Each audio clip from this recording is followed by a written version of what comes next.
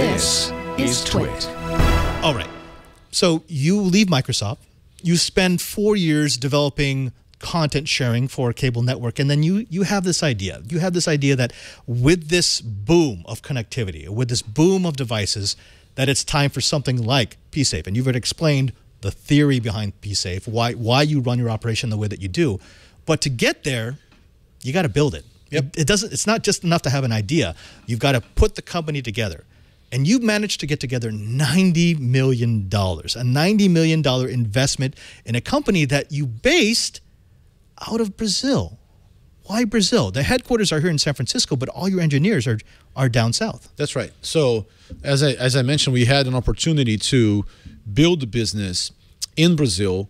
Number one, as I said, at a much more favorable climate in terms of where the mobile internet sort of situation was, or the arc of mobile internet growth in Brazil looked like, and where it was at circa 2011 when we launched the business, early 2011.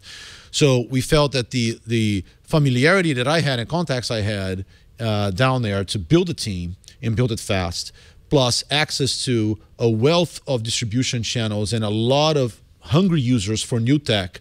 You have to understand, Brazilians are early adopters. Oh, yes. They're very, very early adopters. They will consume tech even faster than U.S. You would think that U.S. users are early adopter technology. You got to go down to Latin American places like Brazil and watch how technology gets consumed. It's at an amazing pace and frenetic pace. So we felt like the early adopter nature of Brazilians, the fact that as a Brazilian founder, I would have some sway with the user base in terms of getting their support to help us build a better product and get their feedback early on. And also be able to build a much lower cost operation. That was also part of the equation. Well, I had access to fantastic engineering talent, and yet at a fraction of the cost of running this business in the Bay Area. So, all these factors together created this perfect storm in terms of the right conclusion of, let's start the business down there, let's build it there, let's build the operation there. Right now we sit at 150 people strong down in Brazil, and with the headquarters now in San Francisco already, with 15 senior execs sitting here in San Francisco, and directors and whatnot. And over the years, we're able to basically recruit, retain, train that talent. There was a huge training process associated with understanding how to write code for security, which is different than how to write code for, fashion or e-commerce or communications. It's a very different proposition. Security first. Security first is a very different way of thinking. And always, first and always. And more importantly, bug-free code. Like, clean code is secure code, right? And so it's a test-driven sort of mentality and methodology of every developer has to write their unit tests, their integration tests, have to test their code exhaustively before committing the change. And it's all of this was training we put in place to build this family and this team of partners. Everybody is a shareholder. That's the other piece of the key sort of mentality, which we introduced to the startup ecosystem in Brazil. Before PSafe, I don't remember any startup in Brazil before PSafe that gave equity to every single employee. Right. And we work with one of our investors, Redpoint, which is one of the leading investors early on in PSafe.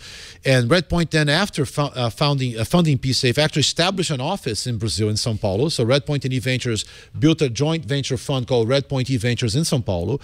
And so after we started this practice of giving equity to everyone, this now became the norm. So every startup since now, a vast majority of the startups in Brazil after PSafe now do give equity to every team member.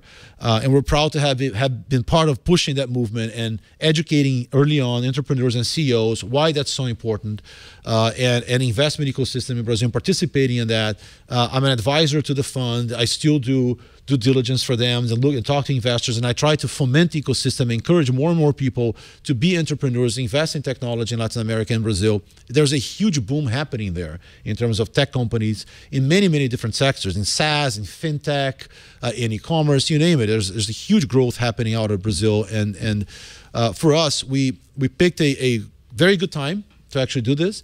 And we were very fortunate to actually be able to then tap into the user base in a very supportive way as we built the business. And they did help us actually build a better company and a better product. And it made complete sense from an affinity with the user base, a need, a real need. It wasn't just made up. There was a huge need because there was no one doing this in Brazil, 0 players. And we are now, we have 35% market share of Android phones in Brazil. So we are, by far the leader in the country. We became a very well-recognized brand. To give you an idea, PSafe is the 3rd largest mobile entity in Brazil after Google and Facebook. So in terms of number of users accessing our code per day, there's Google, there's Facebook, there's PSafe. We're the 3rd largest mobile property in Brazil. And so that's no small feat, right, for a 7-year-old startup. And so we did raise the capital over a number of years. I didn't raise 90 million on the Series A, let's be clear. Yeah. we raised 6 million on the Series A, and we raised a lot more ever since. Raising 90 million into Series A can actually be a curse. It can. It'll really be a huge mistake. Yeah. Because it's the most expensive. Right. They're the ground floor capital, folks. The most expensive capital you will ever have access to your Series A capital. So we did it over time, obviously, as needed. It wasn't my first rodeo, put it that way. So was able to do it in a sort of orderly fashion with the investors.